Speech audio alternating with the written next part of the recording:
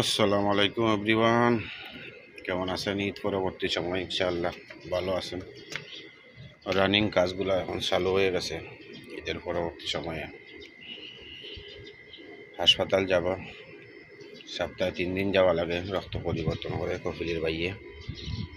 এই যে গাড়ি স্টার্ট দিব, চলে যাব। এইটা নতুন, আর আমার পুরাতন গাড়ির একটা প্রবলেম হয়েছে, আরও 8-10 দিন পরে আসবে। গাড়িটা ধরে নিয়ে গেছে, সাথে লোক ছিল একজন আমার, আত্মীয় স্বজন বন্ধু বান্ধব।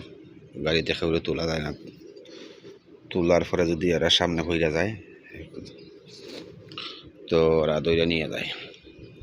ঘরের গাড়ি চালাই এই কারণে। তো প্রায় 2 লাখ টাকার মতো জরিমানা আসছে আমার। অনেক দিন হয়ে গেছে, আমি এতদিন ধরে বলি নাই। রমজান মাসও প্রায় 20 রমজানের দিকে, 20 রমজানের আগে 17-18 রমজানের দুইটা নিয়ে গেছে মনে হয়, সম্ভব 7 তারিখে।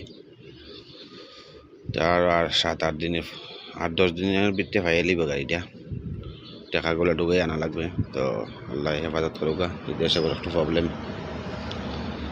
এইটা হলো নতুন গাড়ি, এটা বর্তমানে এটা চালাইতেছি। এখন নিয়ে যাইব তারে হাসপাতালে কফিলের বাইরে।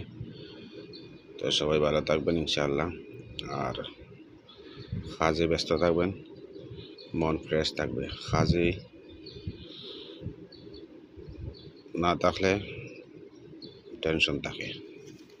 তো ভালো থাকবেন, সুস্থ থাকবেন, আমার জন্য দোয়া করবেন, বিপদটা যেন সামলিয়ে উঠতে পারি।